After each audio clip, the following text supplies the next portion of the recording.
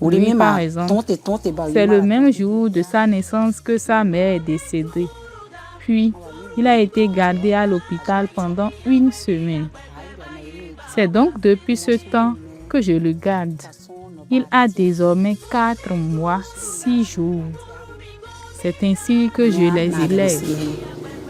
Bonjour et bienvenue dans votre magazine près de chez vous. Aujourd'hui, nous sommes à Naro, un petit village niché à quelques kilomètres de Sinandé.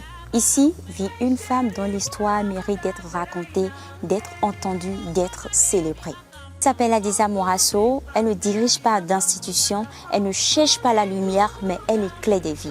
Suivez-moi. J'ai commencé en 2018 où un enfant est né, mais 12 ans après, sa mère est décédée. Dans notre village, ici, nous avions un centre de santé appelé Sundé, appartenant à une église qui joue le même rôle. Ils gardent les enfants.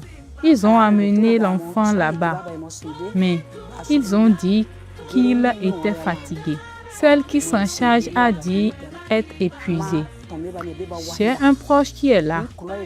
Il a dit qu'il connaît quelqu'un qui garde les enfants. Il est très compatissant envers les enfants. Avant qu'on ne sache que je garde bien les enfants, on me les laissait. Ceux qui veulent sortir ou se déplacer me laissaient leurs enfants. J'ai aidé une infirmière qui me laissait son enfant et je m'en chargeais de tout. J'ai nourri 2 de ses enfants. C'est la raison pour laquelle ils se sont dit qu'il y a une dame qui peut s'en occuper. Avec celui qui est avec moi actuellement, je totalise 7 enfants élevés. C'est les enfants que j'élève ça. Celui-ci aussi a 10 mois.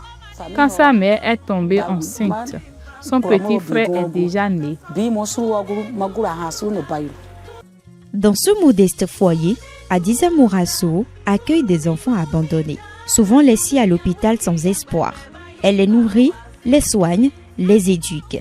Elle offre ce que beaucoup n'ont jamais connu, une famille, une dignité, un avenir. Les établissements de santé eux-mêmes la sollicitent, conscients de son engagement. Et malgré les propositions de conversion religieuse, Adisa reste fidèle à ses convictions, guidée par l'amour et la foi en l'humain. Ceux qui ont atteint cet âge, c'est avec du lait que je le fais. On commence avec le lait numéro 1. Mais s'il atteint 6 mois, on prend le lait numéro 2. À partir du 7e mois, je mélange les céréales. C'est ce que je fais. Le soja et bien d'autres. Je les mélange pour leur faire de la bouillie jusqu'à ce qu'ils commencent par prendre de la nourriture. Quand je prends ceux qui ont été sevrés, c'est avec de la viande. Je peux par exemple égorger un coq accompagné de la bouillie. C'est ainsi que je procède avec eux. Je n'applique aucune tisane.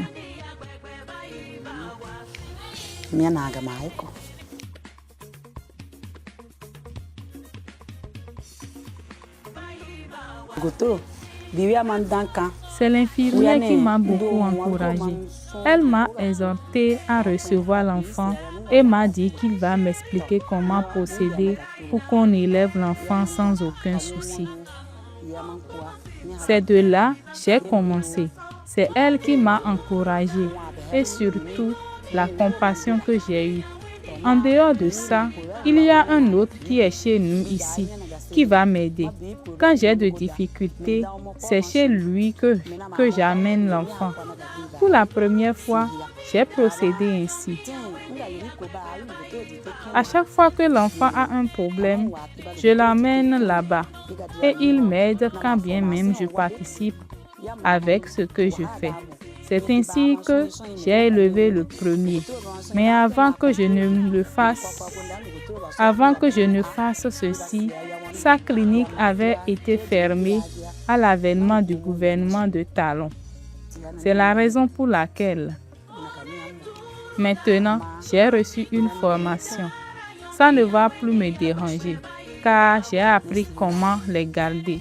Les médecins m'ont appris et jusqu'à maintenant, j'y vais pour les contrôles. Adiza Mourasso, c'est cette femme-là qui, malgré son bon vouloir, ne peut combler tous les besoins des enfants, surtout quand on pense aux responsabilités que cela implique. Elle choisit donc ce canal pour lancer un appel à toute personne pouvant contribuer à cette œuvre sociale pour qu'elle puisse avoir la chance d'aider beaucoup d'autres. Si j'avais ce qu'il fallait, vous allez retrouver plus de 20 enfants ici. Mais je suis limitée et les filles sont fauchées, alors que je sais bien, si je suis impliquée, tout ira bien. Si je peux trouver d'aide dans ce sens, je serai ravie. En dehors de ça, je ne comprends pas le français. Je n'ai pas été à l'école. Je ne comprends que le bâton. Je ne connais rien d'autre. Je voyage pour mon commerce.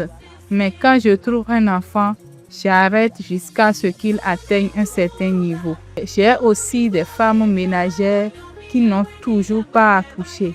Mais quand j'amène un enfant, elles m'aident beaucoup. C'est ce qui me donne de la force.